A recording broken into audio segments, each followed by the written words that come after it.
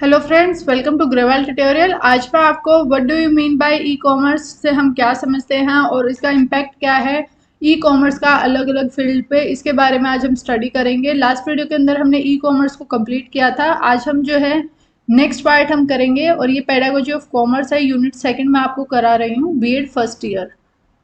इसमें हम जो है अब हमारा नेक्स्ट जो पॉइंट है वो है फॉर्म्स, यानी कि contemporary electronic commerce involve everything from ordering digital, यानी कि हम हर चीज को डिजिटल वे से ऑर्डर करते हैं।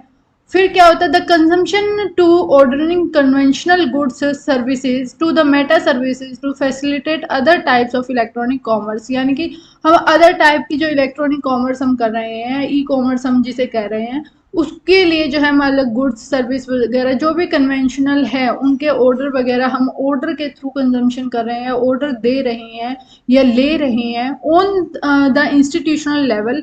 Big corporation and financial institution use the internet. बड़े बड़े जो हमारे फाइनेंशियल या कॉरपोरेशन इंस्टीट्यूशन है वो क्या करते हैं, इंटरनेट का इस्तेमाल करते हैं टू एक्सचेंज फाइनेंशियल डाटा, अपना फाइनेंशियल डाटा को एक्सचेंज करने के लिए यूज करते हैं, फैसिलिटेट करते हैं डोमेस्टिक और इंटरनेशनल, जो हमारी डोमेस्टिक एंड इंटरनेशनल बिजनेस होते हैं उनके अंदर आप कोई सर्विस प्रोडक्ट या गुड्स वगैरह कुछ सेल या परचेज करना चाहते हैं तो उसको ये चीज क्या करेंगे, हमें फैसिलिटेट करते हैं। Data integrity and security are pressing issues for the electronic commerce. Data integrity and security issue सबसे ज़्यादा आए हुए हैं हमारे, जो भी हम ऑनलाइन ट्रांजेक्शन करते हैं तो डाटा की चोरी होना बहुत आसान है, क्योंकि हैकर्स जो हैं कई बार क्या होता है, आप कुछ ऑर्डर कर रहे हैं तो आपके क्रेडिट कार्ड या डेबिट कार्ड की जो भी आप यूज़ कर रहे हैं उसकी डिटेल वो सारी चीज़ें ले लेते हैं। तो ये सबसे गंदा मतलब कि इसके अंदर सिस्टम है कि ई कॉमर्स हम यूज़ कर रहे हैं लेकिन हमारी जो सिक्योरिटी है वो भी कहीं ना कहीं हमें कम महसूस होती है, क्योंकि यहाँ पर हमारा डाटा जो है चोरी किया जा सकता है आसानी से। नेक्स्ट आता है इम्पैक्ट क्या है ई कॉमर्स का मार्केट के ऊपर, यानी कि मार्केट की कंडीशन किस तरीके से चेंज हुई ई कॉमर्स के आने के बाद। तो फर्स्ट आता है हमारा customer service. Customer service can be enhanced because the customer can search detailed information about the product or the marketplace which offers the product and can compare the price of the different marketplaces। यानी कि अब क्या हुआ, customer जो है कुछ भी चीज़ें हम परचेज करना चाहते हैं, मान लेते हैं कि एसी अगर आप परचेज कर रहे हैं तो आप क्या करेंगे, अलग अलग वेबसाइट पे अलग अलग जो हमारी कंपनीज हैं उनके बारे में सर्च करेंगे कि कौन सा सबसे अच्छा है, कौन सा बेस्ट है।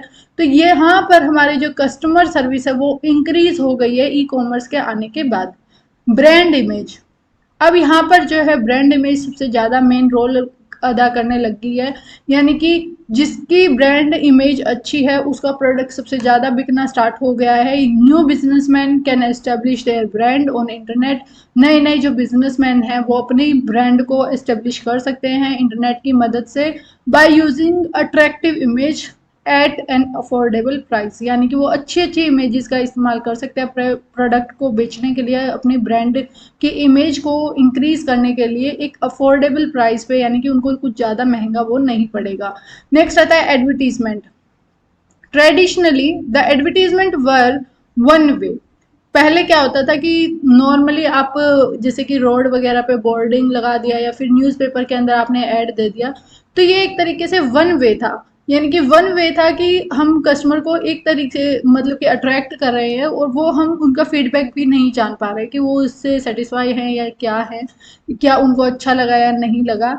And let them know about the new product, और फिर वो जो है उसके ऐड के थ्रू जो है नए प्रोडक्ट के बारे में लोगों को पहुंचाते थे, बताते थे। लेकिन आजकल जो है हमारे एडवर्टीजमेंट जो है वो टू वे हो चुका है, यानी कि इसके अंदर कस्टमर भी जो है मार्केट प्लेस वगैरह में जा मतलब कि देख सकता है कि क्या चीज़ आई हुई है, किस तरीके से वो कंपेयर भी कर सकता है प्राइस वगैरह को, और प्रोडक्ट के बारे में जो है अगर उसको कोई क्वेश्चन वगैरह है तो वो ऑनलाइन किसी भी रिटेलर वगैरह से पूछ सकता है।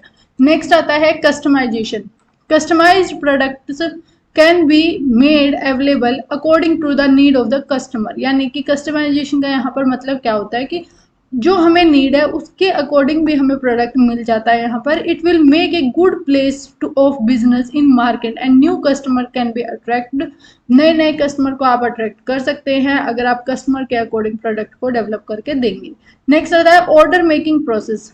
Traditionally, to take orders from customer, intermediaries are used, which takes a lot of time and expenses.